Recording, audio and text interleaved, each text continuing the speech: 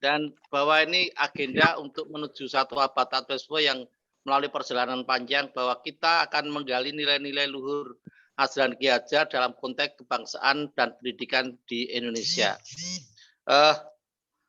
Untuk itu saya mohon sebelum kita mulai, kita menyanyikan lagu Indonesia Raya. Mohon monggo Mas Odi untuk dipersiapkan lagu Indonesia Raya, kita nyanyi bersama-sama. Mas Didi kayaknya. Mas Didi masih monitor. Oke, kalau ada kesulitan teknis di ini sedang dimulai, lagu admin sedang mencoba satu screen. Indonesia tanahku, tanah tumpah darahku, di sana aku berdiri dari langit hidupku. Indonesia kebangsaanku, bangsa dan tanah airku. Walau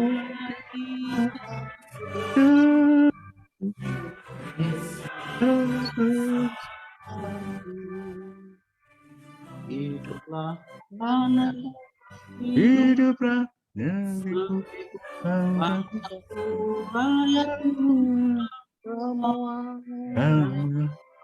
jiwanya, bangunlah badannya, Jaraya, jaraya, Jaraya, merdeka negeri, anakku, yang puji, Indonesia merdeka, hiduplah Indonesia Raya. merdeka, Merdeka, anakku, negeriku, yang puji, Indonesia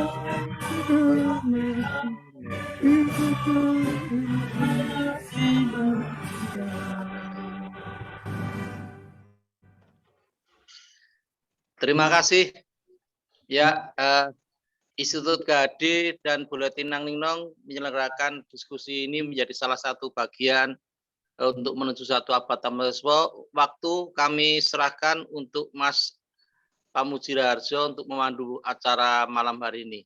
Waktu kami persilakan, monggo Mas Aji. Baik, Assalamualaikum warahmatullahi wabarakatuh. Salam sejahtera bagi kita semua.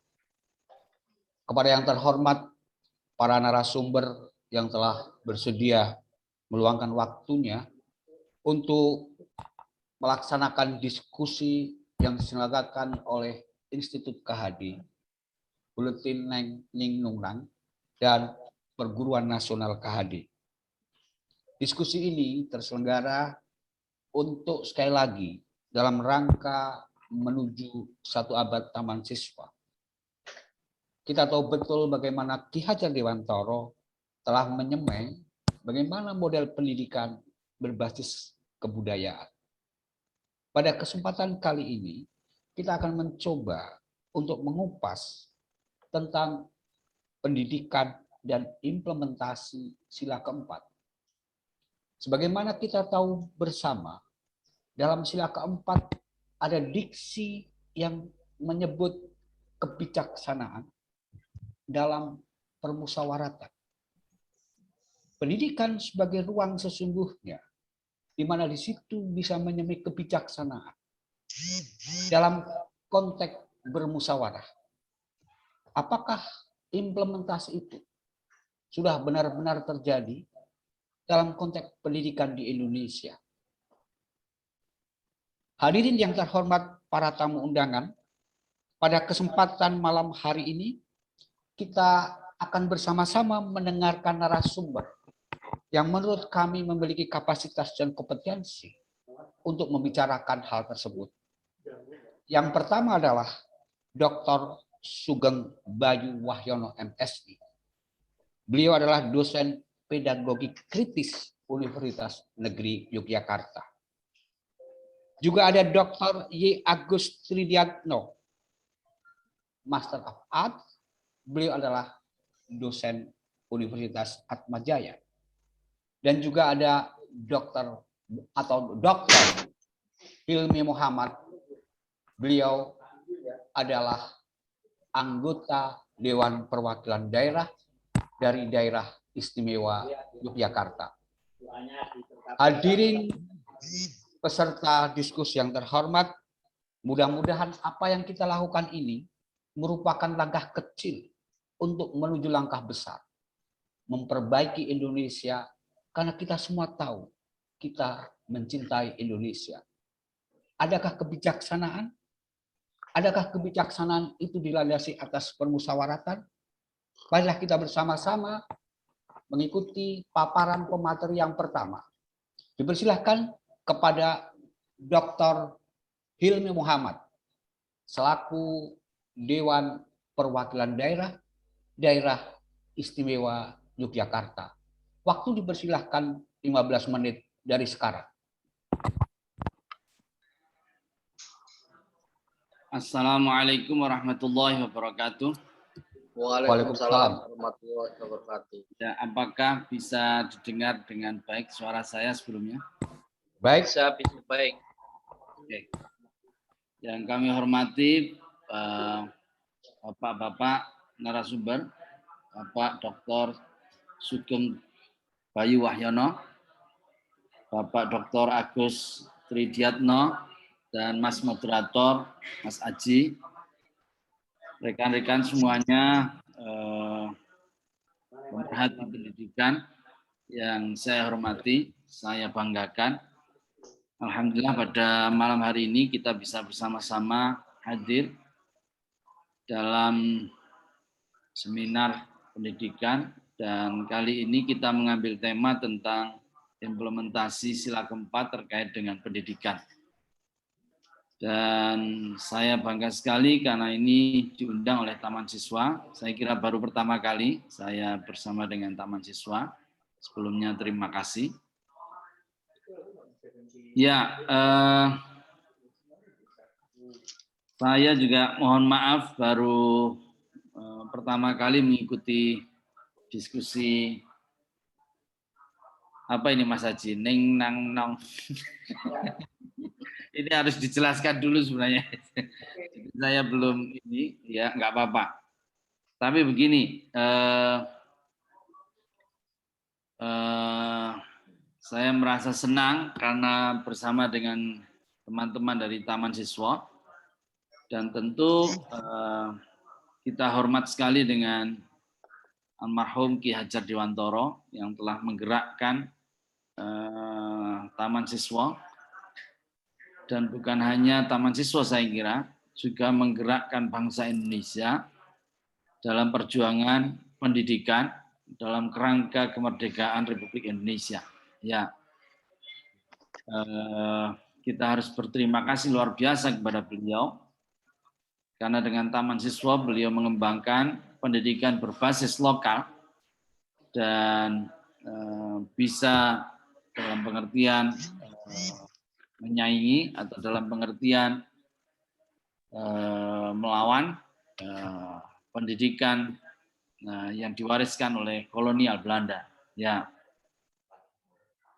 Dan apa yang dilakukan oleh Ki Hajar Dewantoro kita tahu,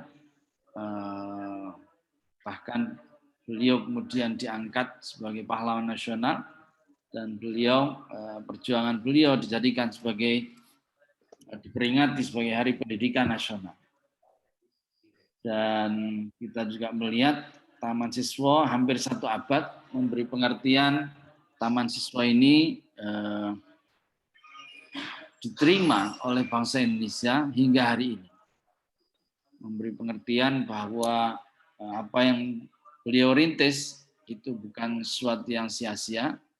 Dan kalau hari ini hampir 1 abad, ini berarti masih up to date, masih aktual untuk kita bicarakan konsep-konsep pendidikan ala perguruan Taman Siswa. Ya, Kalau kita lihat pemikiran Ki Hajar Dewantara terkait pendidikan, ya saya baca ada Pancadharma Taman Siswa, ada Kodrat Alam, Kemerdekaan dan seterusnya.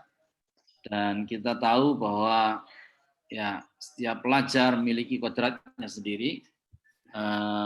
Setiap pelajar diberi kebebasan untuk menentukan pilihan nasib ke depannya sendiri. Dan ini bukan sesuatu yang hari ini tidak punya benang merahnya dalam sistem pendidikan kita hari ini. Kalau kita tahu Mendiknas Republik Indonesia, Mas Nadiem Makarim hari ini punya Merdeka Belajar, Kampus Merdeka. Saya kira apa yang beliau lakukan itu juga terinspirasi dari Ki Hajar Dewantara dengan konsep Dharma kemerdekaannya. Ya, demikian juga saya lihat di Taman Siswa ini ada istilah among atau pamong untuk guru dan pendidik, dan ini tentu saja mengejawantahkan konsep yang sangat kita kenal sekali, yaitu ing ngarsa sung tulodo, ing madya mangun karso, tuturi handayani. Ya, yang di depan meneladani, yang di tengah mendampingi, membangunkan, menyemangati, dan yang di belakang mendorong, memberi dukungan. Ya. Dan apa yang berlaku di Taman Siswa dengan konsepnya yang luar biasa seperti itu, sesungguhnya memiliki kemiripan dengan yang kami praktekkan hari ini di pesantren. Ya, kalau di Taman Siswa istilahnya pamong atau among, kami di pesantren punya asah, asih, asuh ya. Ya, jadi ada konsep kepengasuhan. Mengasah kemampuan akal, mengasihi kebutuhan emosional santri, dan kemudian mengasuh kemampuan fisik biologis dari badan santri. Ya, tapi memang agak berbeda dengan konsep perguruan Taman Siswa. Kalau kami di pesantren, kami basisnya adalah asrama. Ya, saya tidak tahu Taman Siswa punya enggak konsep pendidikan yang berasrama. Ya, tetapi kalau kami di pesantren itu justru lebih banyak punya basisnya adalah asrama yang kita sebut dengan pondok atau pesantren. Ya, dan di situ kita 24 jam bersama dengan santri. Dan konsepnya tentu saja karena di pesantren itu beda sedikit. Kami bukan hanya mendidik, bukan hanya mengajar, tapi juga mendidik. Artinya transfer pengetahuan, tapi juga transfer nilai. Dalam bahasa Arab kita sebut tarbiyah. Ya. Jadi kita bukan hanya mengajarkan, tapi juga mencontohkan apa yang kita ajarkan. Itu kira-kira begitu dalam dunia pesantren. Dalam Hasanah Jawa kita tahu pengendikan ya, ilmu itu dilakoni. Ya, ilmu tidak sekedar pengetahuan, tetapi ilmu itu harus dilakoni. Ya. Dan kami sepakat bahwa nilai-nilai pesantrenan saya kira sama juga dengan Taman Siswa, memerdekakan anak. Kami di pesantren ibaratnya tidak menginginkan, bukan kok tidak menginginkan, kami sekedar mengarahkan, membimbing dan mengasah ya, kemampuan anak. Tetapi kemudian kami menyerahkan apakah anak itu nanti mau jadi apa, itu adalah terserah dengan latar belakang, kemampuan, atau ininya anak sendiri. Jadi kami sekedar membantu dia, memberikan bekal-bekal, memberikan kunci-kunci, yang dengan itu kita berharap anak itu bisa menyelami kehidupannya kelak dengan sendiri. Kalau kata quotes itu ya, ada teachers open the door, You must enter by yourself. Jadi guru sekedar memberikan kunci, sekedar membukakan pintu, istilahnya memberikan bimbingan, yang kemudian harus menggeluti sendiri, harus terjun sendiri adalah murid. Nah, itu saya kira sedikit kesamaan ya antara kami di pesantren dan yang saya kira berlaku di perguruan Taman Siswa. Ya, terkait dengan implementasi sila keempat, ya saya kira apa yang berlaku dengan dunia pendidikan kita sesuai dengan sila keempat tentu saja sangat terkait erat ya Mas Haji ya.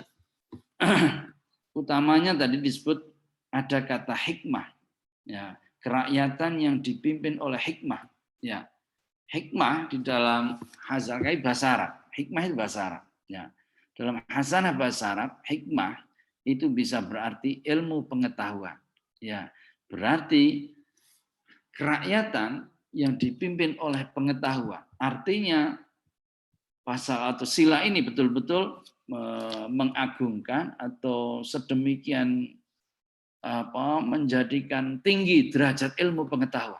Ya, yang dengan ilmu pengetahuan itu orang semestinya bisa saling bermusyawarah untuk menemukan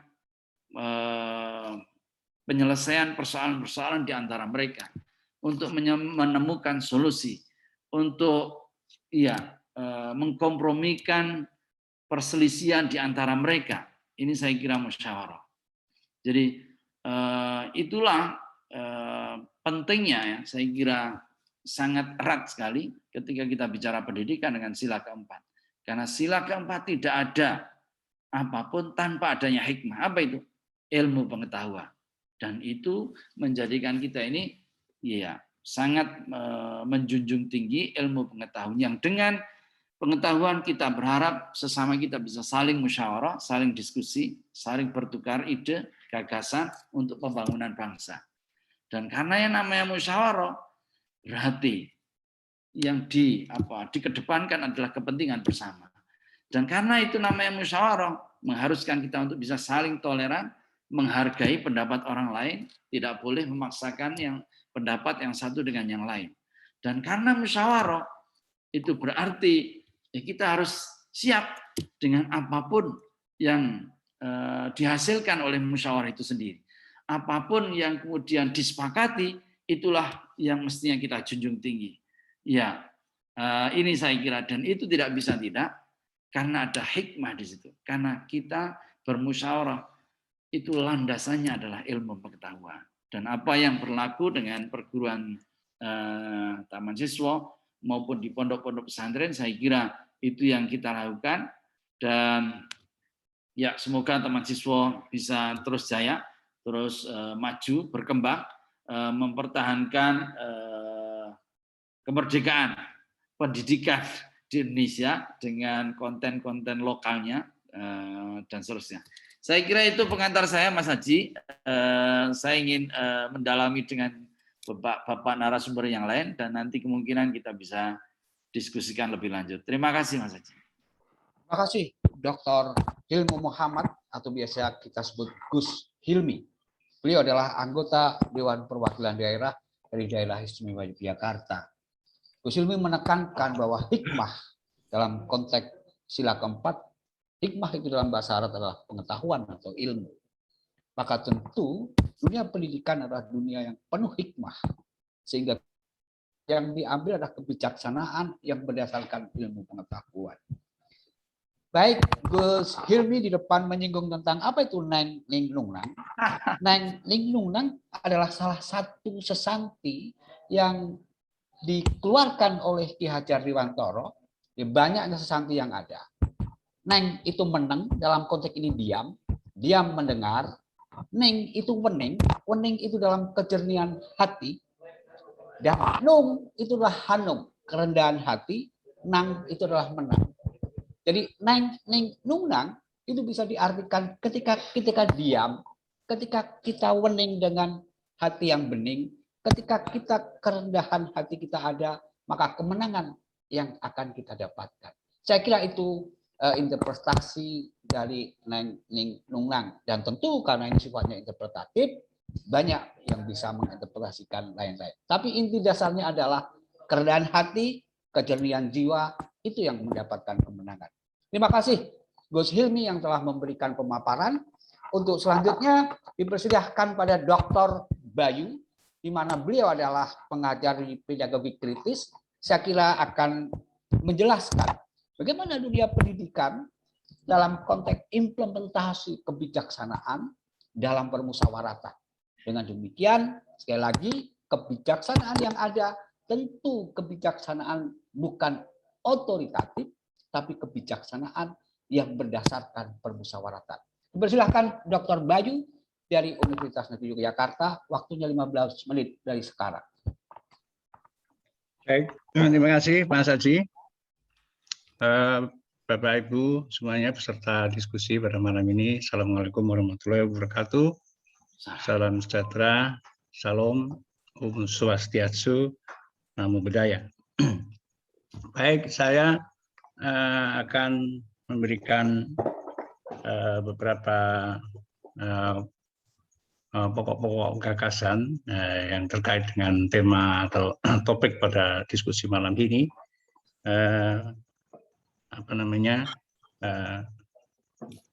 Spirit atau konsep juga, dan mungkin juga paradigma dari pendidikan Ki Hajar Dewantara yang berkaitan dengan sila keempat, yang saya kira itu juga demokrasi, ya, demokrasi. Nah, mungkin saya akan melakukan share screen. Dipersilahkan Dr. Bayu. Ya, halo. Halo, dipersilahkan Dr. Bayu untuk share screen. Sebentar.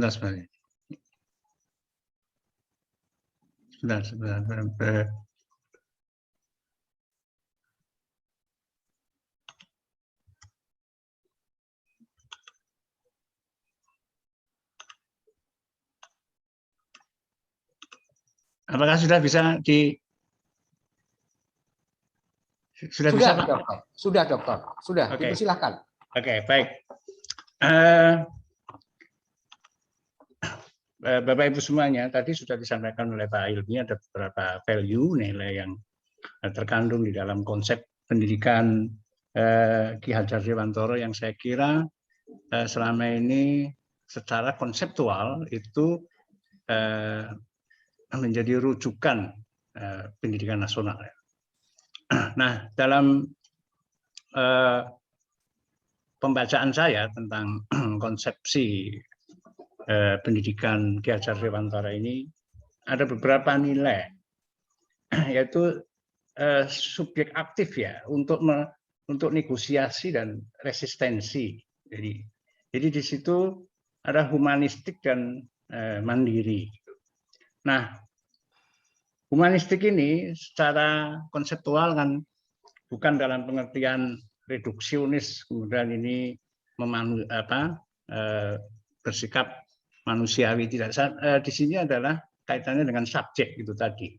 Jadi menempatkan subjek itu dalam suatu proses pendidikan adalah aktif, dan karena itu sebenarnya ini bersinggungan, beririsan dengan paradigma kritis. Dan kemudian tentu juga ada mandiri di sini.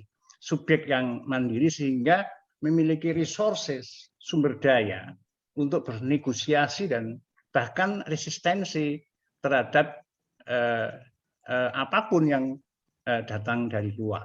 Nah, dalam konteks diskusi ini saya kira salah satu kegelisahan Ki Hajar itu dengan demokrasi adalah demokrasi liberal.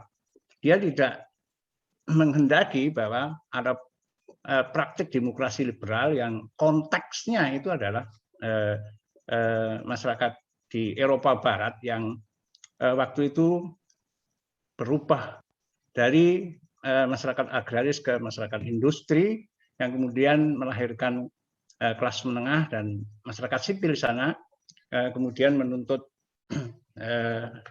untuk demokrasi di Eropa. Saya kira di situ. Nah, kemudian ada yang kedua itu ada keseimbangan antara otak dan hati. Jadi dalam pandangan Ki Hajar itu pintar saja itu tidak cukup, tetapi harus arif bijaksana. Nah, saya kira ini intelektualisme, mengandalkan rasionalitas yang diagung-agungkan misalkan oleh gerakan pencerahan ya, itu dibaca ulang oleh Ki Hajar Dewantara karena itu bisa memiliki risiko dan berbahaya dan tidak sesuai dengan konteks di Indonesia. Kira-kira itu, makanya pendidikan itu dalam pandangan Ki Hajar itu menghasilkan pintar saja tidak cukup, tetapi harus arif bijaksana. Kira-kira begitu. Nah, kemudian tumoto ya. Tumoto itu ini kaitannya misalnya tadi saya kira satu yang pandangan Ki Hajar Dewantara yang sudah sangat terkenal itu ing ngarsa sung tulodo ing madya mangun karsa tuturi handayani, itu kaitannya dengan demokrasi. Demokrasi yang cocok di Indonesia itu yang demokrasi yang tertata, harus tidak bisa dibiarkan, begitu saja kemudian liberal, tapi harus ditata. Maka harus ada tuturi handayani. Jadi mendengarkan suara dari bawah, tetapi mempertimbangkan aspek normatif dari atas sebagai sebuah struktur. Jadi saya kira ini mirip-mirip dengan demokrasi Batista di Kuba, yaitu yang disebut sebagai demokrasi tertib. Demokrasi tertib. Nah, saya kira itu diadopsi oleh Soekarno juga dengan demokrasi terpimpin itu. Maka Dennis Lombat pernah mengatakan bahwa Ki Hajar ini agak banyak irisan dengan Soekarno dalam hal demokrasi terpimpin itu. Kira-kira gitu. Kemudian secara paradigmatik Ki Hajar ini lebih menganut multi paradigma di dalam konsep pendidikannya. Nah, kemudian bagaimana itu paradigma pendidikan di Indonesia? Itu kalau saya menggunakan skema dari paradigmanya si Guba dan Lincoln itu ada 3 paradigma, sebenarnya 4 ya, tapi yang saya pakai di sini untuk melihat di sini adalah 3: positivistik, paradigma konstruktivistik, dan paradigma kritis.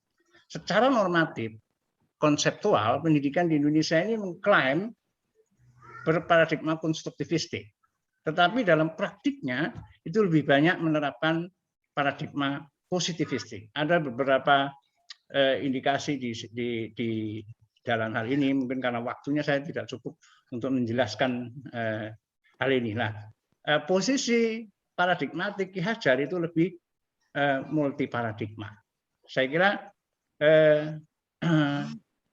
begitu. Dengan demikian, kalau posisi Ki Hajar adalah lebih multi paradigma, sementara di Indonesia klaimnya konstruktivistik, tetapi praktiknya lebih positivistik, sebenarnya agak jauh mulai dengan apa yang digagas Ki Hajar Dewantara.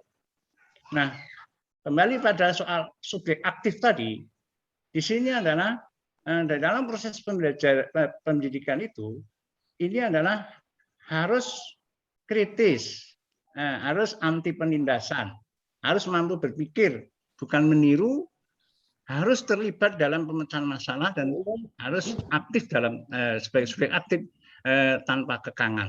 Jadi di sini memang ada lebih heavy, lebih banyak ke aspek paradigma kritisnya ya, karena konteksnya waktu itu memang Ki Hajar perjuangan, sehingga dia terus bernegosiasi bahkan berresistensi melalui pendidikan itu untuk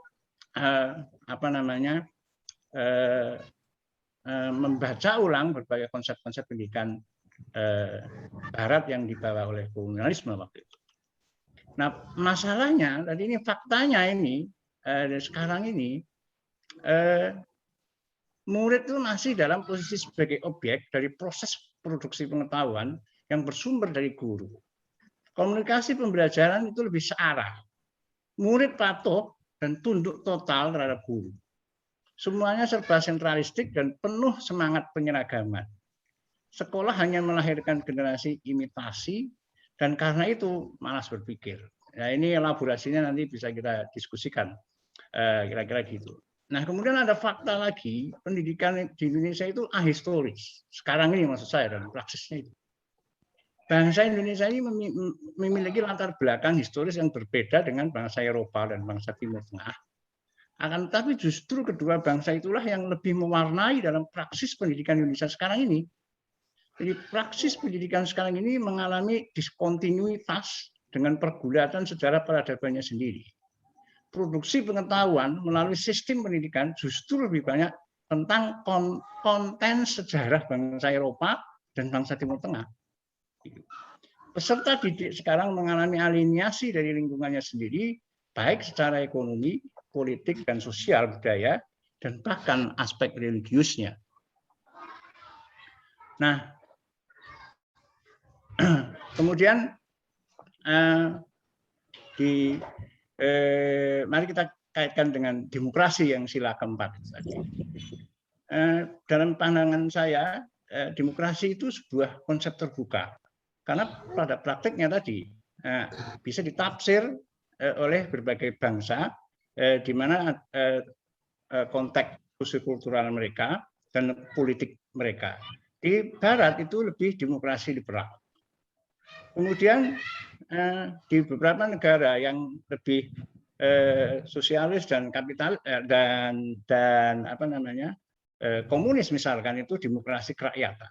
Kemudian ada demokrasi terpimpin yang tadi sudah kita singgung dan sepertinya agak mirip-mirip dengan demokrasi yang digagas pada awal negeri ini, demokrasi terpimpin itu. Kemudian ada demokrasi Pancasila.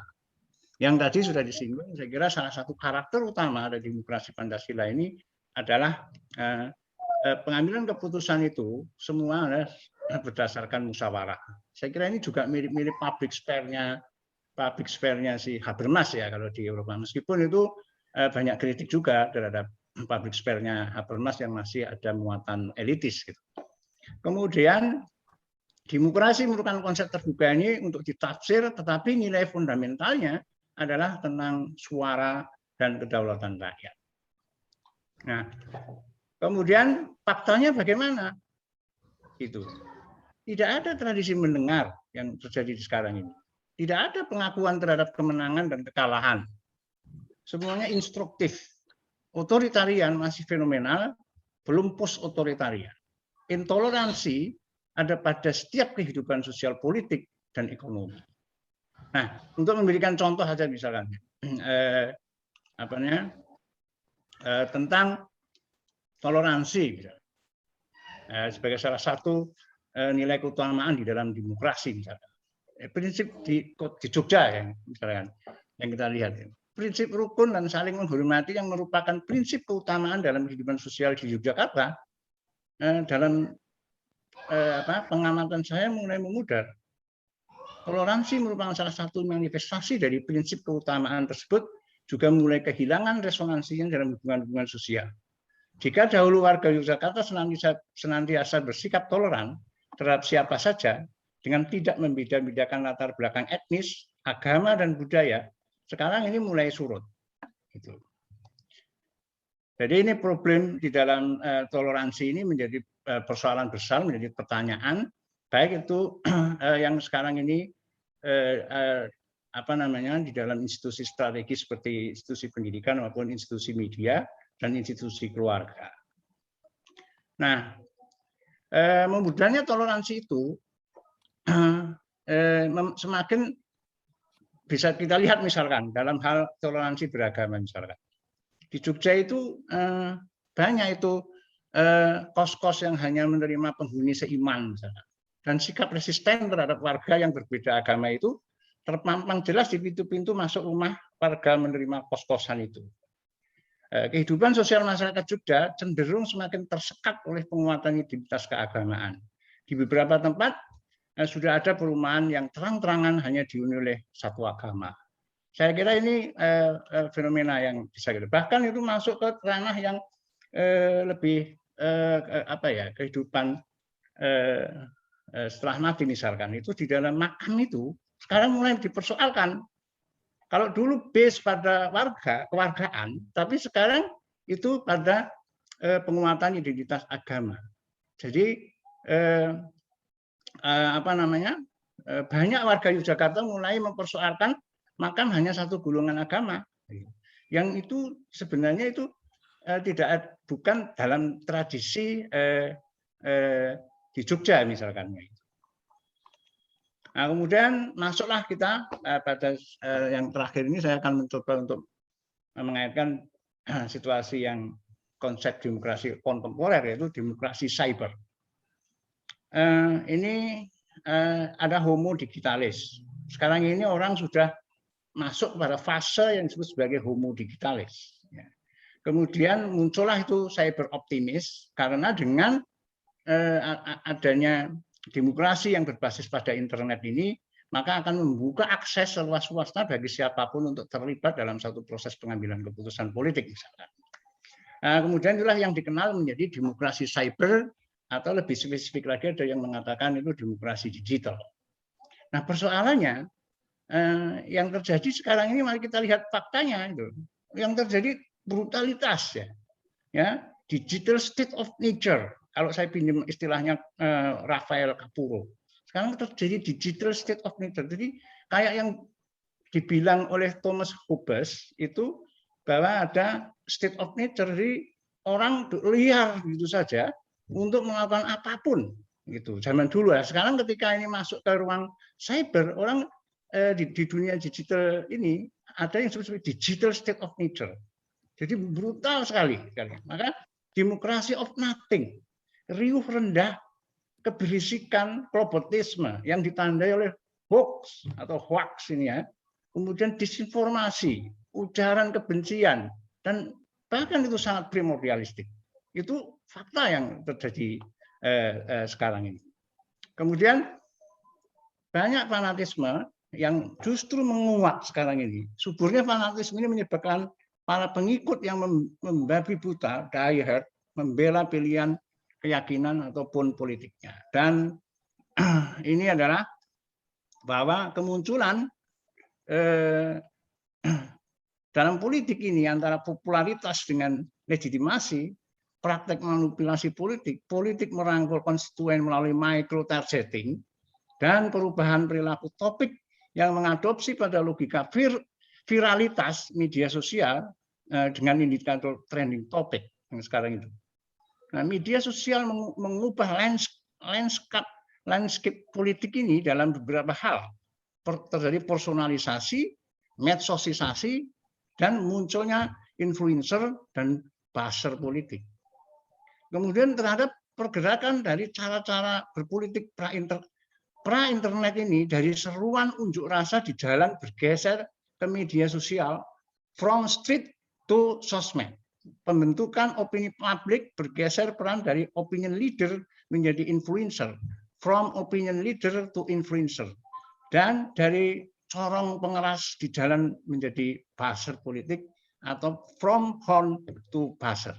Saya kira itu bisa kita rasakan lah sekarang ini dalam demokrasi digital. Nah, oleh karena itu dalam secara faktual empirik, mohon maaf saya tidak terlalu percaya dengan demokrasi itu ada sekarang itu. Fanatisme itu pula yang menyebabkan sulit berkembang masyarakat sipil di Indonesia karena persoalan subjektivitas. Di sini apa ada subjek? Yang banyak sekali adalah objek atau minimal subjektifikasi, kelihatannya tampak subjek, tetapi sebenarnya subjek yang menjadi objek. Syarat dasar untuk memunculkan masyarakat sipil adalah subjek atau berkesadaran kritis itu. Jadi kalau tidak ada subjek, ya jangan berharap pada masyarakat sipil, karena di sini tidak ada itu publik dalam arti subjek. Subjek kritis atau subjek emansipatoris dan partisipatoris. Yang ada hanyalah umat, kawulo, wong cilik, rakyat, dan bukan warga, bukan citizen. Semua itu adalah subjek yang mengalami subjektivasi, tampak subjek tetapi objek. Jadi tidak ada citizenship di sini karena itu tidak ada masyarakat sipil, dan karena itu pula tidak ada agensi di sini, sehingga tidak ada itu demokrasi. Ya, saya kira itu pandangan yang pesimistik ya bagi saya ya, karena ya melihat demokrasi cyber itu tadi saya ada dalam posisi yang cyber pesimis lah, itu bukan cyber optimis kira-kira begitu. Nah, yang terakhir ini soal masyarakat kewargaan. Secara konseptual demokrasi Pancasila ada irisan dengan konsep pendidikan Ki Hajar Dewantara. Tipologi idealnya format masyarakatnya adalah sebuah masyarakat kewargaan. Semua itu bisa terimplementasi dengan baik jika semua konsep tentang pendidikan dan demokrasi bersifat terbuka, dinamis, dialektik, dan diskursif. Untuk terjadi proses semacam itu, perlu memelihara identitas keindonesiaan yang terbuka sebagai basis masyarakat kewargaan untuk citizenship itu.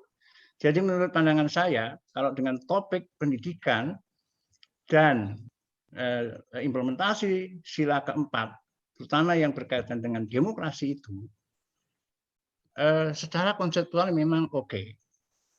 Ada di dalam dokumen-dokumen politik kita, tetapi dalam praksisnya itu masih jauh dari harapan. Jadi apa yang dibayangkan Ki Hajar Dewantara, baik itu di dalam proses pendidikan yang demokratis, dengan kaitannya dengan di luar proses pendidikan, yaitu di dalam hubungan-hubungan sosial dan politik, bahkan juga di aktivitas ekonomi, masih cukup jauh dengan apa yang dibayangkan oleh Ki Hajar Dewantara. Saya kira dari saya begitu, Pak Haji. Terima kasih. Wassalamualaikum warahmatullahi wabarakatuh. Waalaikumsalam warahmatullahi wabarakatuh. Terima kasih Dr. Bayu. Dr. Bayu telah menerangkan dengan jelas bagaimana fakta hari ini, bagaimana digital betul-betul menguasai segala hal yang hari kemarin tidak kita bayangkan. Demokrasi seharusnya berada dalam konteks bermusyawarah bersama-sama, mengidealkan Habermas saya kira, tapi faktanya hari ini tercerabut. Yang ada adalah hal-hal yang sifatnya komunal yang berbeda-beda itu. Praksis kita masih jauh dari apa yang harus diharapkan. Tapi itulah tugas kita semua untuk mempraksiskan segala yang ideal di negeri ini. Pancasila adalah sebuah idealisasi yang luar biasa saya kira, dan itu diakui oleh setiap orang. Tapi praksisnya tentu menjadi permasalahan bersama, karena faktanya hari ini kita menyaksikan hal-hal yang di luar jauh dari Pancasila itu. Faktanya Dr. Bayu telah mematerikan hal yang menurut saya berdasarkan pengalaman beliau, riset beliau, atau referensi-referensi beliau. PR kita semua adalah bagaimana mempraksiskan Pancasila dengan nilai-nilai kewargaan, sehingga warga berperan, sehingga hikmah kebijaksanaan dalam permusyawaratan itu terjadi. Terima kasih Dr. Bayu. Barangkali nanti kita bisa elaborasi dalam diskusi selanjutnya.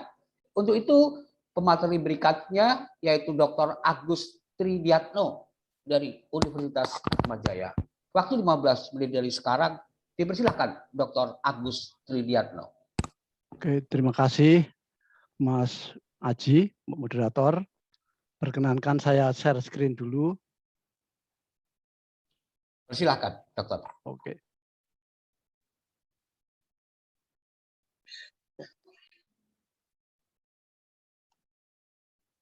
Oke. Sekali lagi terima kasih. Selamat malam pada Ibu Bapak peserta webinar yang kami cintai, Bapak Helmi.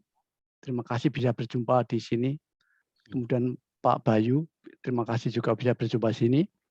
Pada kesempatan ini perkenalan saya juga memberi sumbangan pemikiran atau gagasan atau sharing menuju satu abad Taman Siswa. Ini kesempatan yang bagus bagi saya karena saya pernah tinggal di Taman Siswa itu 8 tahun. Jadi Jalan Surakarsan dekat toko buku Taman Siswa itu saya pernah tinggal 8 tahun di sana. Kemudian juga saudara-saudara saya juga ada yang kuliah di Sarjana Wiyata. Jadi kesempatan ini baik kalau saya ikut menyumbang gagasan sedikit dalam rangka menuju 1 abad taman siswa. Oke, beberapa yang mau saya sampaikan. Yang pertama adalah tentang pendidikan, kemudian demokrasi, lalu bagaimana taman siswa itu berjasa besar di dalam pendidikan demokrasi tersebut, dan akhirnya penutup. Sebagian besar sudah disampaikan oleh Pak Hilmi dan juga Mas Bayu tadi dengan sangat jelas dan sangat kritis. Saya akan menambahkan sedikit, bisa jadi nuansanya agak berbeda, saya lebih sharing dari pengalaman saya dalam mendampingi anak-anak muda. Ya, pendidikan, ini saya ambil gambar dari Wikipedia. Gambar kalau pendidikan itu kan anak-anaknya kan pada domblong, kelihatan tertarik gitu dengan ya pendidikan. Situasi dalam pendidikan mestinya seperti itu, ada ketertarikan. Kalau kita runut dari education, edukare, itu artinya membimbing, menuntun untuk menuju tempat tertentu. Nanti kalau bagaimana sumbangan pendidikan bagi implementasi sila keempat, nanti akan coba saya lihat. Pendidikan mestinya membimbing anak peserta didik kepada tempat tertentu. Dan peserta didik bukan hanya si mahasiswa atau siswa-siswa itu. Bisa jadi di dalam pendidikan itu pun gurunya, dosennya ikut juga dalam proses tersebut. Jadi edukare, education, edukasio itu adalah proses untuk menuntun, untuk memfasilitasi, memudahkan supaya si peserta didik ini belajar. Pendidikan itu memfasilitasi, tidak mempersulit. Tapi pendidikan itu mesti pada hakikatnya memang memfasilitasi supaya peserta yang mengikuti pendidikan itu mudah di dalam belajar. Nah, arahnya kemana tadi sudah banyak diutarakan oleh Pak Bayu dan juga Pak Hilmi, ya pengetahuan, keterampilan, nilai-nilai tertentu, kepercayaan, keyakinan, dan juga kebiasaan. Jadi dalam pendidikan itu sendiri, yang penting adalah terjadi proses belajar. Baik itu peserta didiknya maupun si pendidiknya, bahkan ikut dalam proses itu sendiri untuk bersama-sama menuju ke tempat tertentu. Yaitu mendapat pengetahuan, kemudian keterampilan, nilai-nilai, dan seterusnya. Jadi yang pokok dalam pendidikan adalah proses belajar itu sendiri. Saya menerima informasi ini, kalau orang itu belajar berarti orang meloncat dari tempat ini nanti harus sampai ke sana. Nah, proses belajar itu ada tujuan tertentu, yaitu nanti terjadi perubahan. Maka pendidikan harus memfasilitasi supaya siapapun yang terlibat di dalam pendidikan itu terarah kepada perubahan tertentu atau transformasi tertentu. Kegiatan belajar mesti ada tujuannya. Tujuannya apa? Mau belajar. Kemudian pasti direncanakan. Kemudian akan terjadi perubahan. Nah, kalau di dalam belajar ini yang difasilitasi oleh pendidikan itu tidak terjadi perubahan apapun, nah seperti dikritikkan oleh Mas Bayu tadi, nah saya kira sia-sia. Sebuah pendidikan yang memfasilitasi proses belajar harus terjadi perubahan. Pertama, dari segi pengetahuan, siapapun yang terlibat dalam proses pendidikan harus berubah, mendapat pengetahuan tertentu. Kemudian pengetahuan itu bisa diolah menjadi keyakinan tertentu, kemudian dia memperoleh nilai tertentu, syukurlah kalau sampai ada perubahan sikap tertentu, dan lebih konkret lagi kalau dia punya keterampilan tertentu.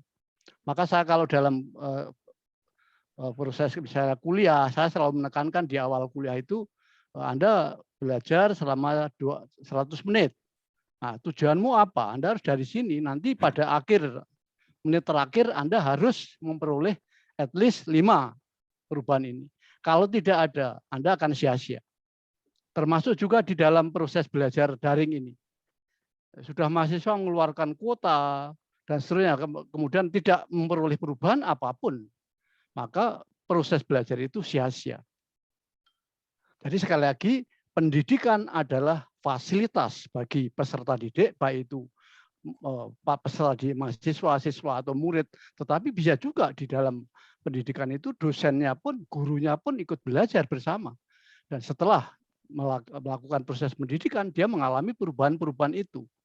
Nah, itu hakikat pendidikan saya kira ini. Dan saya kira si Ki Hajar Dewantara sangat sepakat dengan ini juga. Dia akhirnya akan sampai ke sana. Nah, nanti di akhir slide saya akan menunjukkan itu juga. Oke, ini hakikat pendidikan. Nah, kemudian demokrasi. Ya, sorry, ini masih ada ya. Nah, nanti kalau secara konkret, ya tadi saya sebut dengan keterampilan itu, hasil dari proses belajar atau proses pendidikan itu adalah seseorang akan melakukan sesuatu yang diketahui sungguh-sungguh. Kemudian dia juga mengetahui apa yang dilakukan. Maka tadi yang dikatakan Mas Bayu tadi ada hoax dan sebagainya, mestinya tidak. Karena kalau dia sudah belajar, dia tahu betul itu tidak benar. Ya. Maka tidak dilakukan. Lalu dia mengetahui apa yang dilakukan. Kalau dia melakukan, betul-betul tahu. Kalau jelas itu berita-berita bohong, ya kenapa dilakukan? Ya. Jadi saya kira pendidikan akhirnya membuat orang seperti ini menjadi sadar apa yang dilakukan. Kalau sekarang ini masih terjadi hoax ya, pembohongan-pembohongan seperti itu karena belum membuktikan sudah dibaca betul atau belum, sudah dipelajari betul atau belum. Sehingga begitu saja di-share ke orang lain tanpa dibaca lebih dulu. Ya ini kalau ada proses pendidikan, proses belajar pasti akan melakukan segala sesuatu dengan kesadaran penuh. Saya tahu ini, maka saya lakukan. Saya tahu ini, saya lakukan. Saya melakukan ini karena saya tahu. Jadi kalau tidak tahu, saya tidak akan share berita-berita apapun. Ini hasil dari pendidikan mestinya sampai ke sana. Nah, kemudian poin yang kedua mengenai demokrasi.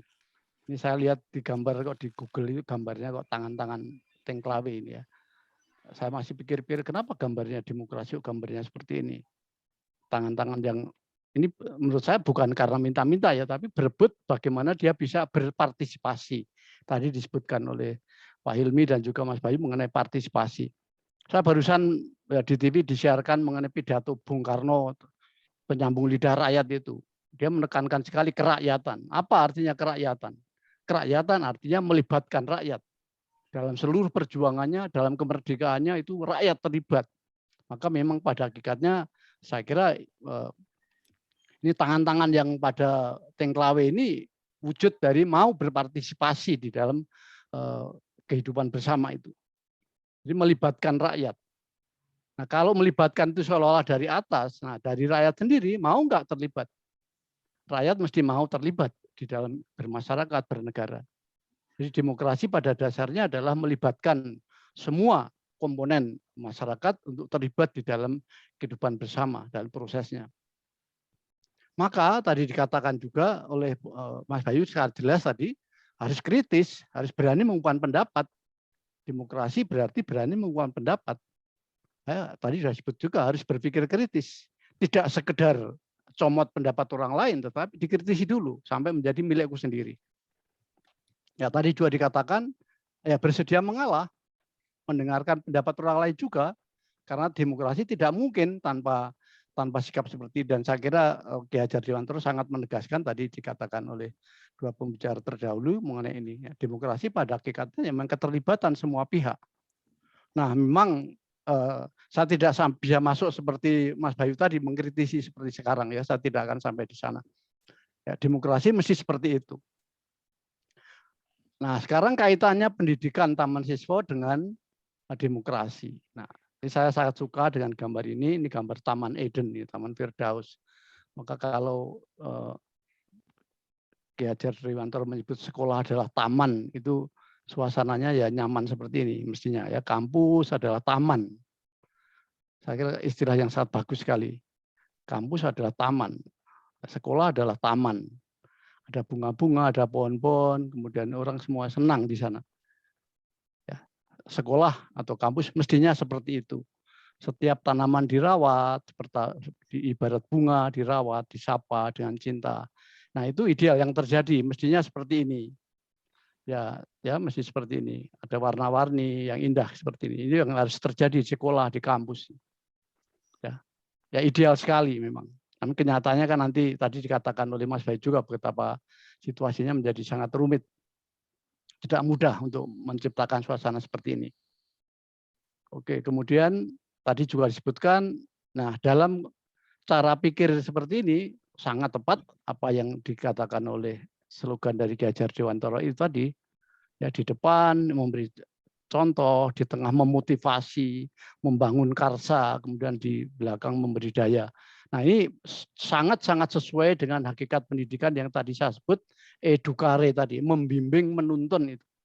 Dia memberi contoh di depan, kemudian di tengah dia memberi motivasi, menggerakkan, kemudian di akhir adalah menjadi daya. Ini luar biasa, suatu filosofi yang sangat-sangat dalam. Dengan 3 ini menjadi sangat tepat. Cocok sekali dengan konsep pendidikan itu sendiri, edukare itu, membimbing, menuntun. Seperti taman yang indah ini. Nah, sebetulnya akhir-akhir ini konsep itu sudah coba dilakukan ya dengan student centered learning itu. Di mana-mana ditekankan mahasiswa lah yang aktif, bukan dosennya. Mahasiswa harus aktif. Ya, student center learning. Kemudian dosen atau pengajar atau pendidik tinggal memberi motivasi, memberi contoh di depan, kemudian memberi daya dan seterusnya. Yang di sini akan saya sharingkan bagaimana pengalaman saya mendampingi orang-orang muda, khususnya mahasiswa. Ya, saya lihat gambar ini kalau anak muda itu selalu seperti ini, energik gitu, kata-kata selalu positif, yes I can. Ya. Maka saya selalu melihat anak-anak muda sekarang ini sangat-sangat positif, energik, dinamis, kreatif, lalu punya solidaritas yang sangat tinggi. Itu ya sisi positifnya. Maka kalau mendekati anak muda memang harus disapa sisi itunya. Dia energik, dia memang dinamis, dia kreatif sekali, solider. Apalagi dengan fasilitas saat ini yang apapun bisa dilakukan ya dengan digital itu. Apa saja bisa dilakukan. Anak muda pasti sangat kreatif, sangat dinamis juga luar biasa. Kalau saya pakai power seperti ini ya di kalangan mahasiswa sudah ditertawakan, ini sudah jadul ini. Berarti sudah model lama ini. Ya, dia punya cara macam-macam untuk membuat presentasi yang lebih bagus. Nah, ini sisi positifnya. Sangat energik. Yes, I can. Dia tidak pernah mengatakan tidak. Saya bisa. Itu anak muda. Namun dari pengalaman saya memang perlu pendampingan. Karena banyak kecenderungan wawasan anak-anak muda itu kurang lengkap. Kemudian juga cenderungnya mau menunjuk lihat yang negatif, yang kelihatan saja. Saya beri contoh pada waktu mereka saya suruh membuat paper, misalnya bagaimana negara Anda, negara Indonesia, lalu ya udah yang keluar yang buruk-buruk semua. Ya infrastrukturnya kurang baik, misalnya mahasiswa saya ada yang dari Medan sampai di Papua, kemudian di Manokwari dan seterusnya, yang keluar buruk semua. Ya, cenderungnya mau mengatakan yang buruk. Nah, karena memang kurang wawasan. Dan ini menurut saya perlu pendampingan di sini. Dan saya merasakan sekali kalau anak-anak muda ini didampingi, kemudian diberi wawasan yang lebih lengkap, luar biasa. Ya. Tadi saya katakan misalnya, pembangunan sekarang nggak ada. Misalnya, contoh di Kalimantan itu masih seperti ini. Di Papua masih seperti ini. Saya suruh lihat, coba sekarang lihat fakta yang lebih objektif itu. Coba dikumpulkan fakta yang lebih objektif. Seperti apa Pak, keberhasilan pembangunan yang tercapai. Lalu mulai dihitung. Yang teman-teman dari Nusa Tenggara malu menghitung waduknya udah berapa sekarang. Ya, teman-teman dari Manokwari lalu mengatakan, loh sekarang Manokwari ke Bintuni itu hanya bisa 6 jam. Padahal dulu 6 hari. Oh ya, Anda bisa mengatakan itu. Kemudian di Medan gimana, ya, dan seterusnya. Artinya kalau mahasiswa anak-anak muda itu diberi pendampingan, diajak berpikir yang lebih objektif, yang lebih komplit gitu, ternyata pendapatnya lebih berimbang. Yang semula negatif semua. Kalau mengatakan mengenai generasi muda atau mengenai teman-teman mereka sendiri, ya mereka akan mengatakan, oh, mereka cinta budaya luar negeri, senang dengan K-pop, suka dengan makanan luar negeri, pakaian luar negeri. Nah sekarang coba lihat, lebih teliti. Seberapa yang seperti itu. Coba Anda lihat yang lain. Jadi kalau sudah dibimbing, didampingi, diajak berpikir yang lebih komprehensif gitu, lebih objektif gitu, dengan data-data yang lebih konkret. Nah, penyampaian pendapat mereka lebih imbang, bahkan data-data yang semula tidak saya temukan pun mereka bisa menemukan. Nah, ini luar biasanya anak-anak muda. Artinya pendidikan yang ya meskipun saya belum berhasil, ya saya mengatakan ya itu baru pengalaman kecil lah. Ya, pendidikan mestinya bisa mengajak anak-anak muda itu sampai pada berpikiran tadi kritis, berimbang juga, lalu syukur sampai pada sikap. Nah, ini yang sangat saya suka. Yang terakhir itu dia mengatakan, nih, semangat cinta tanah airnya sangat tinggi. Saya menanyakan di refleksi itu, coba gambarkan, seberapa merah darahmu, seberapa putih tulangmu. Lalu mereka membuat refleksi, wah untuk apapun Indonesia akan saya ya, yang semula tadi berkata negatif itu setelah dibimbing, setelah didampingi, coba perlu dikoreksi. Ya, mereka sampai pada ini. Mereka merasakan betapa Indonesia sudah memberi banyak pada anak orang-orang muda itu. Saya sangat tersentuh dengan refleksi-refleksi mereka ini. Ini dari pengalaman. Jadi kalau ditanyakan sejauh mana pendidikan bisa mengajak mahasiswa anak-anak muda untuk bersikap demokrasi, ya saya kira apa yang dikatakan Ki Hajar Dewantara itu sangat-sangat betul.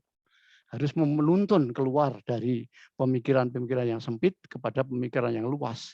Dan akhirnya luar biasa sikap mereka terhadap tanah airnya sendiri. Yang semula, wah Indonesia tidak seperti Singapura, Indonesia tidak seperti Korea, Indonesia tidak seperti ini. Tapi akhirnya setelah diajak berpikir secara perlahan-lahan lebih komplit, nah sampai pada sikap yang luar biasa. Itu pengalaman, ya.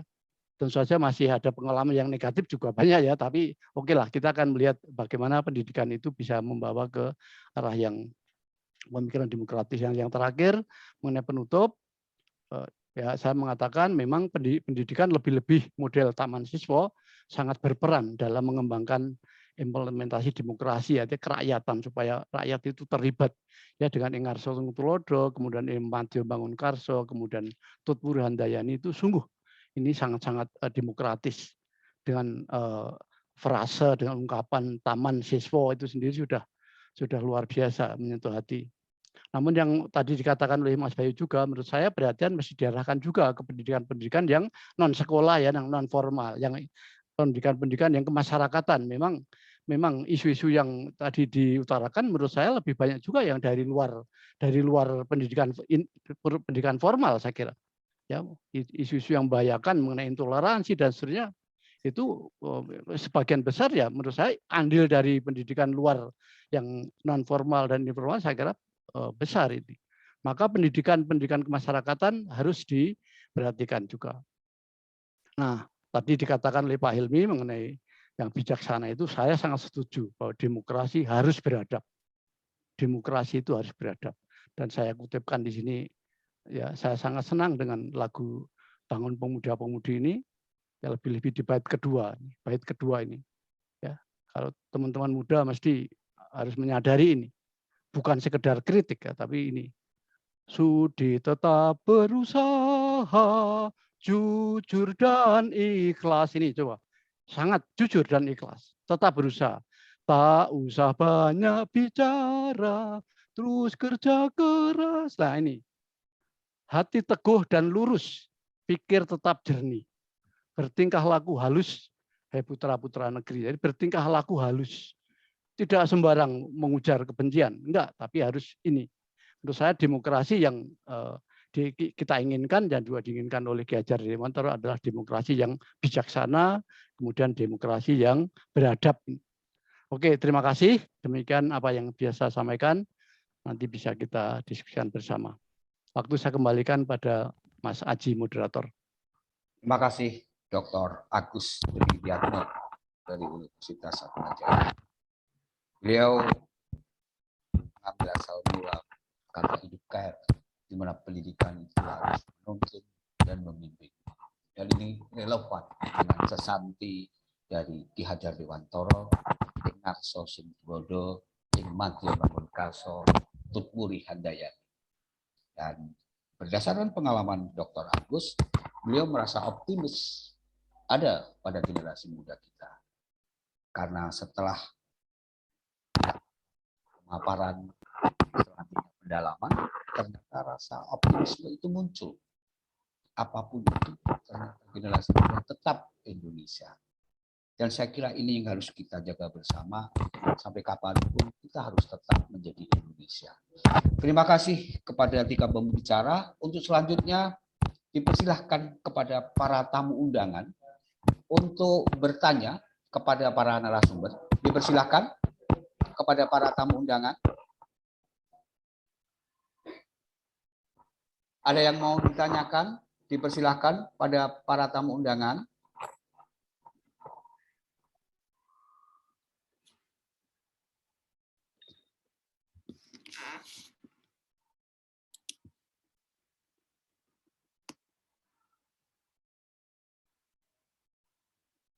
Saya akan coba membaca, ada beberapa chat yang saya kira bisa menjadi bahan diskusi pada kesempatan malam hari ini. Yang pertama, Pak Hilmi dan Pak Bayu. Ini dari Bapak Sukirman. Bapak Sukirman itu pernah menjadi bupati di daerah Serdang Bedagai kalau tidak salah. Pak Hilmi dan Pak Bayu, sejak reformasi kita praktekkan pemilihan langsung untuk mencari pemimpin. Ternyata masyarakat menjadi robek persatuan, kesatuan, dan solidaritasnya. Pemilihan langsung mengancam persatuan dan modal sosial. Dengan pemilihan langsung, rakyat tidak lakukan hikmah kebijaksanaan dalam permusyawaratan perwakilan. Bukankah kita sudah melanggar sila keempat? Apakah akan terus begini praktek demokrasi kita? Bukankah sudah saatnya dievaluasi sistem pemilihan langsung agar kembali ke sila keempat dengan benar dan tetap menjaga persatuan melalui kerakyatan sesuai sila keempat secara murni? MK masih ada untuk menguji undang-undang pemilu kita. Bagaimana pendapat Bapak? Terima kasih. Saya kira ini ke Pak Hilmi dulu. Kebetulan Gus Hilmi adalah Dewan Perwakilan Daerah dari Daerah Istimewa Yogyakarta. Pak Sukirman meminta pendapat Gus Hilmi tentang bagaimana pemilihan langsung itu. Karena faktanya menurut beliau, Pak Sukirman telah melanggar sila permusyawaratan dan perwakilan. Dipersilahkan Gus Hilmi. Setelah itu nanti Dr. Bayu bisa menambahi keterangannya. Terima kasih. Silakan. Terima kasih Bapak Sukirman. Terima kasih Pak Haji. Apa yang ditanyakan ke saya yaitu tentang pemilihan langsung. Ya, saya kira pemilihan sudah berlaku sejak kita merdeka. Ya. Pemilu pertama tahun 55 sudah melakukan pemilihan meskipun tidak menggunakan atau katakanlah tidak langsung. Yang kita coblos katakanlah adalah gambar atau lambang partai. Ya. Dan hari ini kita bicara tentang pemilihan langsung, jadi milih orang. Ya. Pada saya, kalau soal yang itu melihat, ya diskusinya bisa panjang memang. Tetapi kalau saya ambil positifnya saja, ya bahwa hari ini kehendak rakyat barangkali seperti itu, ya bahwa kalau untuk kemudian harus amandemen, masya Allah betapa itu membutuhkan energi, tenaga, masya Allah biaya yang luar biasa, ya. Tapi saya ingin sedikit mengemukakan pengalaman saya menjadi anggota senator, ya, bahwa yang berlaku di dalam permusyawaratan di sidang-sidang kami di DPD RI, ya. Saya kira saya tidak bisa matur untuk yang DPR, tetapi ketika kami di MPR pun itu ya banyak keputusan-keputusan dan itu dilakukan secara musyawarah mufakat. Ya, apalagi yang sehari-hari yang kami lakukan di DPD RI, masya Allah, meskipun kita itu adalah perwakilan organisasi kemasyarakatan, perwakilan suku, agama, profesi. Tetapi luar biasa, atas nama daerah kita bisa melakukan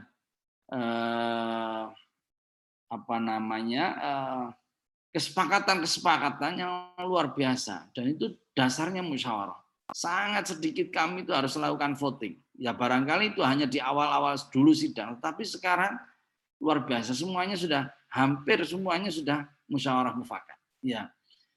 Dan pada saya itu ya inilah yang dikehendaki justru di dalam demokrasi kita. demokrasi yang menghendaki kita semua untuk saling tenggang rasa, legowo, bahwa ada yang kita kedepankan sekali lagi adalah hikmah tadi, ilmu, kebenaran berarti, sehingga itu kita lakukan dengan mudah. Ya, itu yang saya kira saya alami khususnya di DPD RI, dan bukan sesuatu yang sulit ya. Bahwa hari ini kita harus melakukannya melalui pemilihan, itu memang susah ya, kehendak demokrasi. Kami sendiri ya dulu di DPD itu adalah utusan golongan, utusan daerah, dan dulu adalah pemilihan, tetapi itu karena proses politik juga itu kemudian disalahgunakan. Sehingga kemudian karena kehendak reformasi, utusan daerah, utusan golongan harus juga melalui pemilihan. Ya, itu yang kita lakukan, dan yaitu jawaban saya sementara Pak Haji. Matur nuwun.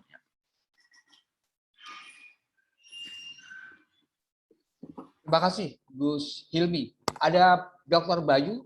Dipersilakan Dr. Bayu untuk menanggapi dari pertanyaan atau usulan dari Bapak Sukirman.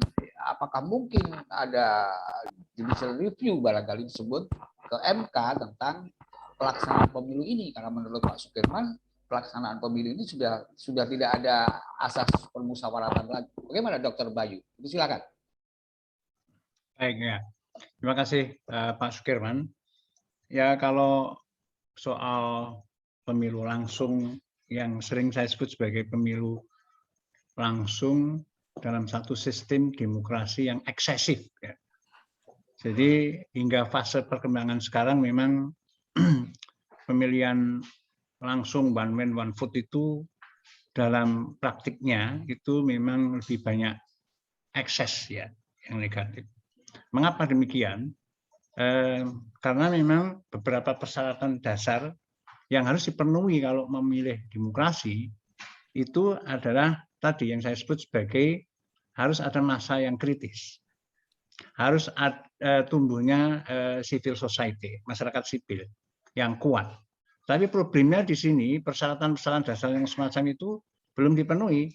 Maka yang terjadi ketika Indonesia dengan berani, terlepas dari sisi buruk dan negatifnya, baik dan buruknya, tetapi menimbulkan sesuatu ekses yang saya kira sampai sekarang itu menjadi PR bersama yang berat ya. Yang terjadi adalah saya kira itu sangat transaksional. Ya.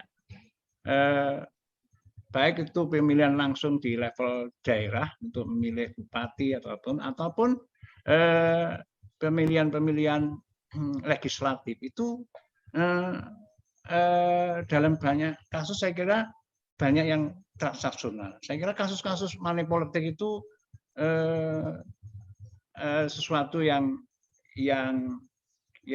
cukup fenomenal ya. Mengapa demikian ya? Karena memang itu tadi bahwa memilih seorang leader, seorang pemimpin itu bukan pertimbangan-pertimbangan yang kapasitas misalkan, tetapi lebih karena berbagai faktor kepentingan, baik itu yang di elitnya maupun yang di level masyarakatnya. Saya kira itu jadi ekses yang selama ini terjadi. Kemudian juga tadi yang saya katakan untuk pemilu yang secara langsung ini menimbulkan ketegangan politik. Meskipun demikian, memang itu sebagai bagian dinamika dari politik itu sendiri, tetapi memang kemudian ada tadi karena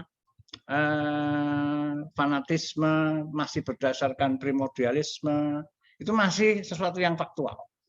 Masih memilih orang masih berdasarkan latar belakang agama, ada etnis, ada bahkan ras, bahasa itu. Jadi belum menjadi satu demokrasi yang lebih substansial, yang lebih memilih suatu pemimpin itu berdasarkan kapasitas atau kemampuan atau dengan pertimbangan-pertimbangan yang lebih profesional. Saya kira itu juga fakta yang harus kita pikirkan bersama. Meskipun kita selangkah lebih maju ya daripada negara-negara lain, tetapi dalam hal hal yang sifatnya lebih kualitatif memang belum lah.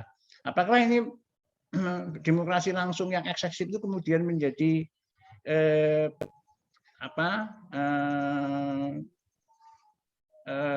hal yang perlu harus dievaluasi, kemudian kembali kepada demokrasi perwakilan yang secara institusional itu seperti sebelum pemilihan langsung, yaitu dengan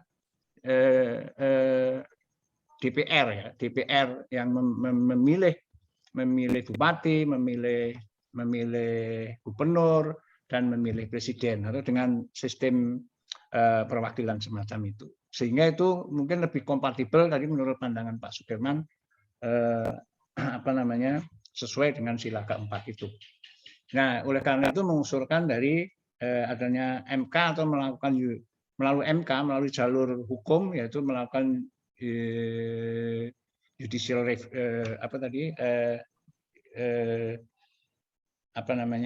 judicial review ya, apa tadi yang dia sebut Pak Sudirman itu, atau melalui satu perubahan undang-undang. Undang-undang itu. Nah, itu wilayah hukum ya. Saya tidak terlalu menguasai. Tetapi yang saya lihat dari praktek dari perspektif sosiologi politik, memang ada beberapa persyaratan-persyaratan yang belum dipenuhi sehingga praktek demokrasi dengan one man one vote pilihan langsung itu lebih menjadi eksesif gitu. Sehingga ini sering menimbulkan ketegangan-ketegangan sehingga menjadi bangunan sosial, kohesivitas sosial, baik di level nasional maupun di level daerah itu sering terjadi sebagai implikasi dari pemilihan langsung itu. Saya kira begitu, tapi juga perlu diingat bahwa demokrasi melalui perwakilan pun itu juga problem, karena institusionalisasi partai politik juga belum terjadi secara baik ya.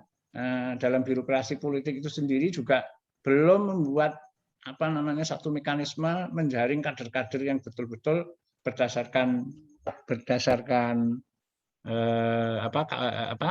pertimbangan kapasitas ataupun kompetensi, tetapi ya pasti adalah praktek-praktek transaksional itu. Memang ini tidak bisa dibuktikan, tetapi itu terasakan lah hal-hal kayak itu. Tapi ini bagaimanapun adalah PR untuk membuat bagaimana partai-partai politik itu harus betul-betul melakukan pemberdayaan dari dalam sendiri sehingga terjadi institusionalisasi politik, sehingga kader-kadernya itu memang yang terpilih kader-kader yang profesional. Saya kira Obama itu kan berangkat dari kader bawah gitu sampai naik menjadi presiden. Nah, di Indonesia itu enggak ada yang lompat dari angka 8, angka 7 itu langsung menjadi itu karena memiliki resources ekonomi misalkan. Hal-hal semacam itu menimbulkan problem juga nanti kalau menggunakan sistem pemilihan berdasarkan perwakilan sebagaimana sebelum tahun 2004 itu misalkan. Itu jadi ini masih banyak PR kalau memang betul-betul membangun demokrasi yang lebih substansial, bukan sekadar demokrasi prosedural atau semacam pseudo demokrasi itu yang semu, misalkan seperti itu. Begitu Pak jawaban dari saya. Baik, terima kasih Dr. Bayu. Dr. Agus Triyatno, kalau ada mau menambahkan dipersilakan. Oke, terima kasih. Saya sangat setuju dengan Pak Bayu. Lebih data lebih konkret, kemudian Pak Helmi juga. Hanya saya belum pernah mengikuti ya di kalangan anak muda sendiri. Mungkin Pak Bayu punya data. Bagaimana respon anak muda terhadap proses demokrasi kita misalnya. Saya belum pernah mengikuti bagaimana respon anak muda sekarang terhadap proses itu. Ya, apakah memang saya punya praduga aja, belum data ya. Tapi praduga aja kelihatannya kok anak muda kurang begitu terlibat ya dalam hal itu. Apakah ikut transaksional, apa bahkan cuek gitu, bisa jadi gitu. Maka saya kira baik kalau diteliti juga. Dan daripada mundur dengan MK gitu, saya lebih cenderung menyiapkan aja generasi kita muda ini supaya nanti proses demokrasinya lebih mengarah ke demokrasi yang sungguh-sungguh demokrasi, bukan transaksional, bukan prosedural. Saya lebih optimis ke sana daripada kita kembali ke MK, karena pengalaman kita yang dulu dengan Orde Baru kan juga tidak nyaman ya. Jadi kalau kita mengulang ke sana menurut saya kok kurang efektif. Lebih baik kita siapkan aja generasi yang akan datang, bisa jadi apa yang dikatakan Mas Bayu tadi, demokrasi yang sungguh-sungguh, bukan hanya semu tetapi sungguh-sungguh demokrasi, itu akan lebih optimis gitu. Terima kasih Mas Haji, itu tambahan saya. Mungkin saya tambahin sedikit Pak ya, karena tadi panjenengan ikut menanyakan. Saya melakukan penelitian tentang demokrasi digital ini. Itu di kalangan anak muda di Jogja ya, penelitian saya itu ada 3 tipe. Yang pertama itu anak muda yang apatis, pragmatik, apatis. Kemudian yang kedua itu yang ideologis. Yang ketiga itu tipe kritis. Jadi yang apatis itu ya tidak terlalu care terhadap isu-isu politik yang kayak gitu, tidak terlalu care. Bahkan meskipun peduli itu ya sekedar ikut-ikutan, itu ada juga yang kayak gitu. Tapi ada juga yang ideologis. Ideologis ini maksudnya yang kemarin saya menggunakan skema ideologi yang lebih nasionalis gitu, ada yang ideologi yang lebih Islamis. Jadi ini ketika di era demokrasi digital ini menjadi bagian dari kontestasi mereka secara ideologis, tapi kemudian masuk dalam suasana post-truth atau pasca kebenaran ini, mereka ini mencari pembenaran dalam berargumen terhadap isu-isu politik itu, bukan mencari kebenaran. Jadi dia dua-duanya sama itu. Pokoknya kalau sudah bilang Jokowi itu entah itu baik atau buruk ya, yang pro dari mereka ya pokoknya itu baik. Sebaliknya yang di kelompok Islamis yang berseberangan dengan kubu pemerintah apapun itu jelek semua gitu. Jadi itu pembenaran. Itu yang saya masukkan kalangan pemuda yang lebih ideologis tadi.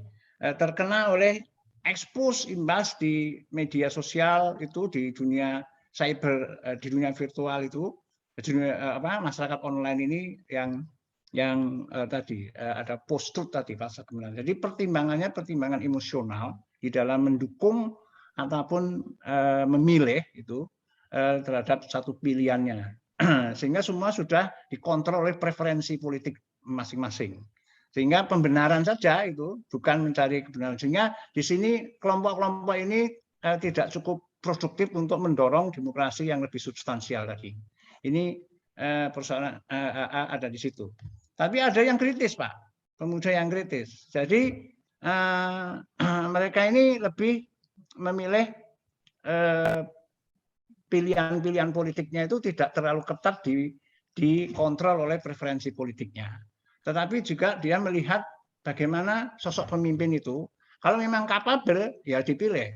Jadi dia tidak terikut dalam yang terbelah menjadi 2 kubu itu. Waktu itu isunya memang 2009, Pilpres 2019 dan 2014 ya. Jadi ada juga yang kritis gitu pemuda semacam ini. Jadi ada 3 tipe atau varian ini, Pak. Penelitian saya itu tentang pemuda itu. Kira-kira seperti itu. Terima kasih, Pak. Terima kasih informasinya. Oke, baik. Terima kasih. Ternyata fakta lapangan juga menunjukkan bahwa media sosial memberi pengaruh yang luar biasa terhadap konteks demokrasi di kita, maka disebut demokrasi digital. Dan itu saya kira menjadi permasalahan yang cukup rumit karena faktanya kita literasi digital juga kurang begitu masif. Literasi yang lain juga begitu. Maka memang ini PR kita bersama dan mudah-mudahan apa yang kita lakukan ini bisa menjadi gagasan kecil barangkali untuk menuju yang lebih baik. Ada pertanyaan lagi yang akan ditanyakan? Dipersilakan dari peserta Yom pada kesempatan kali ini. Ada pertanyaan?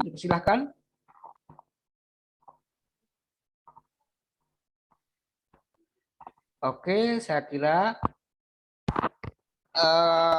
Pak Bayu, bagaimana demokrasi di kita dengan negara dekat kita lah, barangkali Malaysia gitu, yang hampir-hampir mirip. Menurut Pak Bayu, apakah proses demokrasi di kita di Malaysia itu juga menjadi disebut demokratis itu atau bagaimana? Faktanya di sana juga ada pemilihan dan sebagainya. Apakah Pak Bayu bisa memberi kejelasan tentang hal ini sehingga kita bisa membandingkan apa yang terjadi di Indonesia dan di Malaysia? Oh iya, terima kasih Pak. Saya belum punya data yang berdasarkan hasil riset ya di Malaysia. Tetapi begini, Mahathir Mohamad pernah mengatakan begini, ketika Indonesia memilih demokrasi, dia secara kelekar mengatakan, itu terlalu terburu-buru Indonesia itu memilih demokrasi, katanya dia begitu. Ya, Mahathir Mohamad pernah bilang begitu. Mungkin dia berdasarkan pengalaman dia yang cukup paham dengan kultur di Asia Tenggara ya, sehingga dia lebih memilih tadi demokrasi, tetapi demokrasi yang perwakilan dan kemudian ya ada bau-bau yang demokrasi terpimpin kayak gitu. Nah, saya kira itu lebih cocok dalam pandangan Mahathir ya untuk proses politik melalui mekanisme demokrasi yang terpimpin itu tadi. Dan saya kira tadi seperti yang kita diskusikan, Ki Hajar Dewantara, Soekarno pernah menerapkan hal-hal semacam ini. Tapi kalau kaitannya dengan demokrasi digital itu di Malaysia, tapi ada dua kubu Pak. Ada cyber optimis dan cyber pesimis. Kalau cyber optimis itu ya ternyata beberapa riset terutama di di Timur Tengah itu kan ada musim semi ya. Istilah politik di musim semi itu beberapa rezim otoritarian tumbang karena bangkitnya demokrasi digital ini.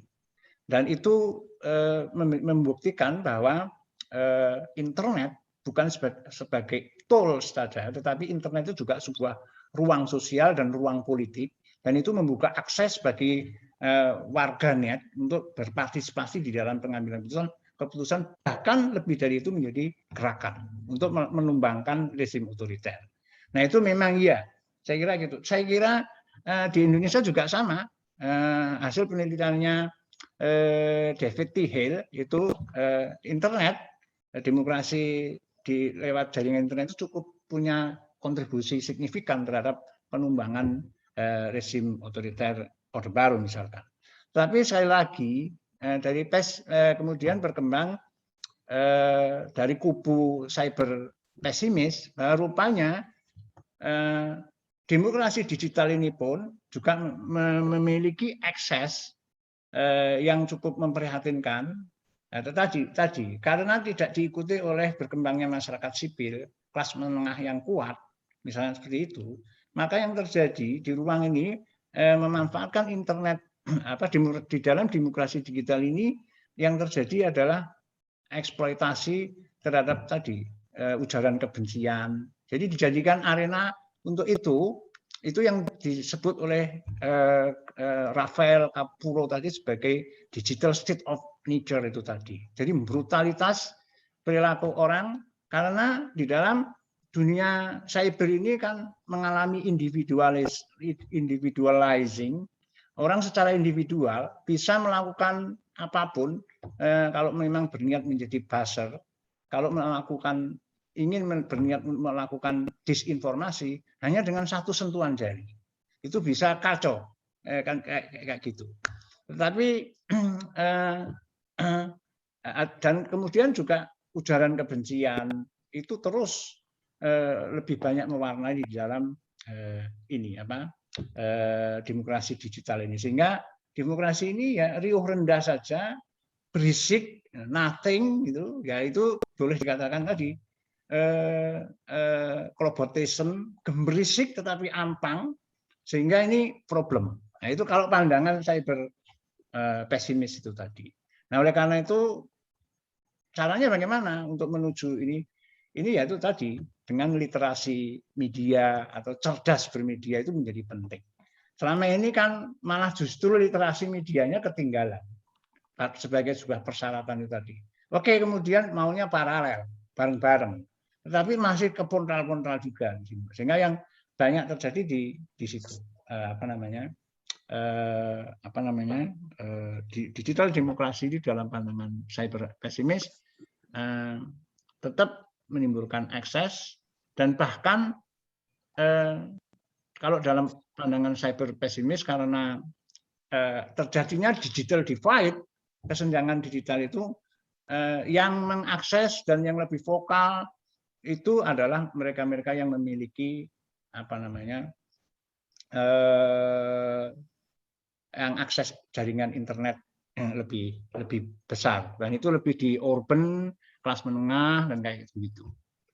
Saya kira itu Pak dari saya, dan saya kira Malaysia mungkin tidak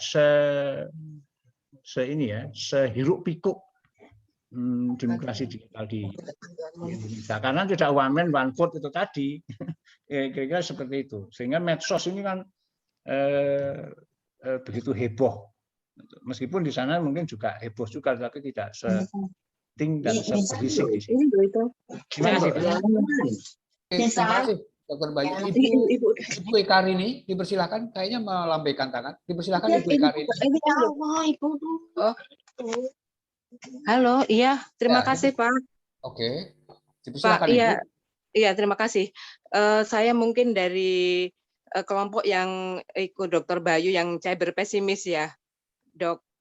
Dalam hal ini, dalam demokrasi ini, Dok. Mengapa? Karena kita sendiri demokrasi terkait dengan tema malam ini tuh sangat, sebenarnya yang dilakukan oleh Ki Hajar itu sangat mendasar, ujung-ujungnya di demokrasi. Tapi pada dasarnya kita tidak melakukan, tidak pernah merintis dari sisi pendidikan dasarnya, Pak. Sebagai contoh, kita sejak kecil itu tidak terbiasa dilakukan untuk bicara, Pak. Jadi pendidikan itu yang tadi menurut Dr. Bayu adalah menarik, educare, itu kan dari bahasa Latin menarik ya. Tapi prakteknya itu malah menjejalkan, Pak. Jadi kenapa inilah kita tidak akan pernah jadi mengharapkan buah demokrasi di masyarakat yang civil society ini, karena sejak kecil jalan untuk ke sana tidak pernah dirintis, Pak. Jadi kita tidak terlatih untuk diskusi, brainstorming, bicara ya, seperti yang sudah Socrates ajarkan ya sebagai bapak demokrasi dahulu. Makanya ya mungkin sangat wajar kalau kita sekarang juga mengambil atau memanen hasil yang kurang lebih seperti ini, Pak. Inilah mungkin dasar saya sebagai warga yang sedikit cyber pesimis, Pak. Begitu Pak, terima kasih Pak. Baik, terima kasih Ibu Ekarini. Sebenarnya tidak bertanya, tapi menegaskan beliau memposisikan dari warga yang cyber pesimis, dan beliau memberi alasan karena pendidikan dasar kita tidak memberi ruang untuk menjadi ruang bersama, sehingga murid, peserta didik, mitra dibuat untuk bebas untuk bertanya. Oke, barangkali itu yang ditegaskan oleh Ibu Ekarini, dan faktualnya memang tadi Dr. Bayu juga sudah melakukan pemaparan yang menunjukkan bahwa pendidikan kita subjek itu pada akhirnya menjadi objek ya, jadi otoritarian, guru menjadi yang dominan dan sebagainya dan sebagainya. Tapi sekali lagi bahwa Gus Hilmi menerangkan bahwa hikmah itu pengetahuan dan itu menjadi penting. Dr. Tridiatno juga mengatakan bahwa ada optimisme di dalam konteks generasi muda apabila kita terus mendampingi. Buktinya tetap saja generasi muda kita mencintai Indonesia. Baik, Bapak Ibu sekalian. Mungkin saya tambahkan sedikit Pak ya. Silakan. Dari Bu Ekarini. Ya saya kira begitu Bu. Memang saya setuju, tidak ada rintisan. Sebagaimana dengan spirit spirit Ki Hajar itu untuk mempraktekkan pendidikan yang lebih dialogis, yang lebih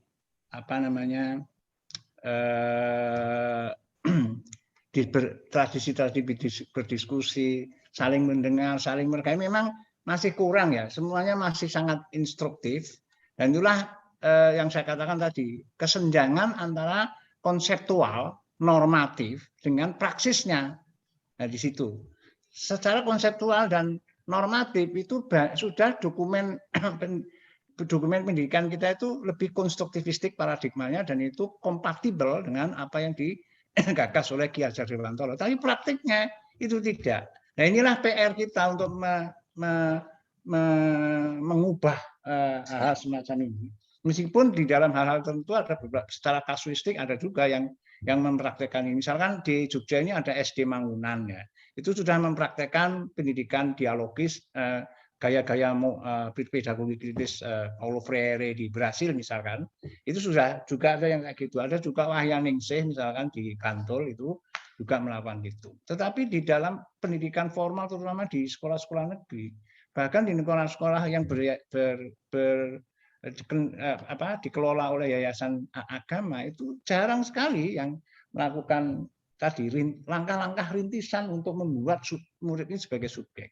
Guru yang murid yang guru, sebagaimana prinsip di dalam pedagogi kritis itu juga belum pernah dilakukan kecuali di SD Mangunan dan beberapa SMA misalkan di Brito itu ada SD Kartono, sahabat saya di sana itu cukup intens menerapkan hal-hal semacam itu, tapi itu hanya sedikit. Maka oleh karena itu ada yang mengatakan bahwa praksis pendidikan kita itu mematikan imajinasi.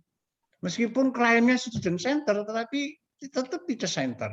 Karena secara kultural guru itu harus panutan, harus menjadi sumber, harus didengar, itu masih belum bisa diubah, gitu. Sehingga kayak disampaikan oleh Bu Ekarini tadi, memang kemudian seperti itulah. Kemudian sekarang ini masuk kepada era pendidikan digital ini, kalau kulturnya tidak transformatif, ya tetap saja gitu. Akan terjadi bahwa dalam praktek pendidikan berbasis digital ini juga banyak sekali, bahkan sekarang itu mengalami demoralisasi karena ya sudah penak lah kultur kita itu. Beberapa riset saya di Kecamatan Minggir sana ada pengakuan ya karena daring kayak gitu, yang sekolah itu orang tuanya gitu. Kita di satu sisi mendorong untuk pendidikan karakter, tapi di satu sisi ada praktek bahwa ya sudah pendidikan itu banyak dilakukan terutama di tingkat sekolah dasar itu dilakukan oleh dikerjakan oleh orang-orang tuanya gitu. Nah, ini pengakuan dari guru-guru sehingga waktunya itu sekarang ini sampai jam 6 sore karena menunggu orang tuanya bisa mendampingi. Itu pekerjaannya juga itu dilakukan oleh orang tua. Saya kira itu problem-problem kita. Kemudian memang riset saya banyak juga murid yang tidak mau bertanya karena tidak terbiasa dengan dialog itu tadi. Mengajari untuk bertanya itu susahnya minta ampun. Akhirnya yang terjadi adalah ada kontradiksi.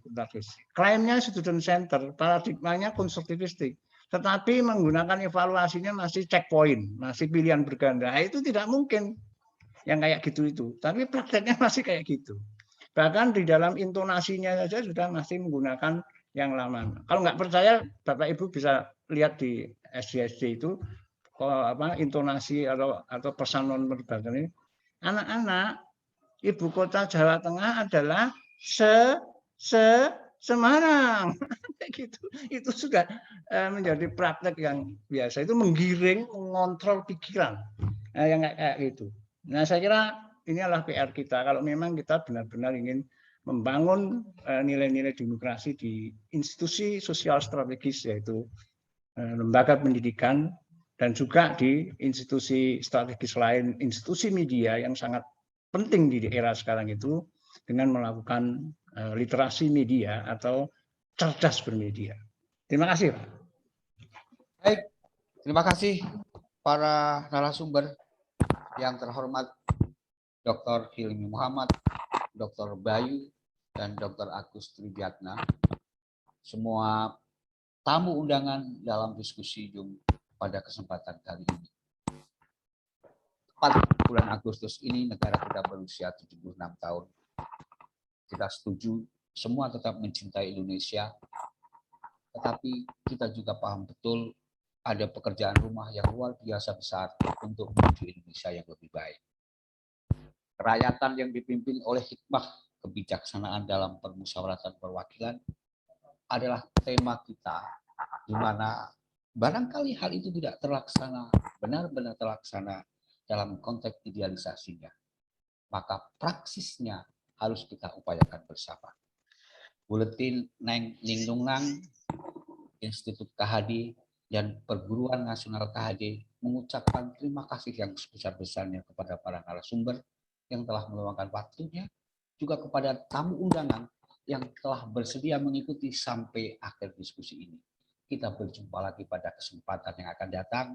Saya mohon maaf apabila banyak salah dan perkataan yang barangkali kurang berkenan di mata Bapak Ibu semua.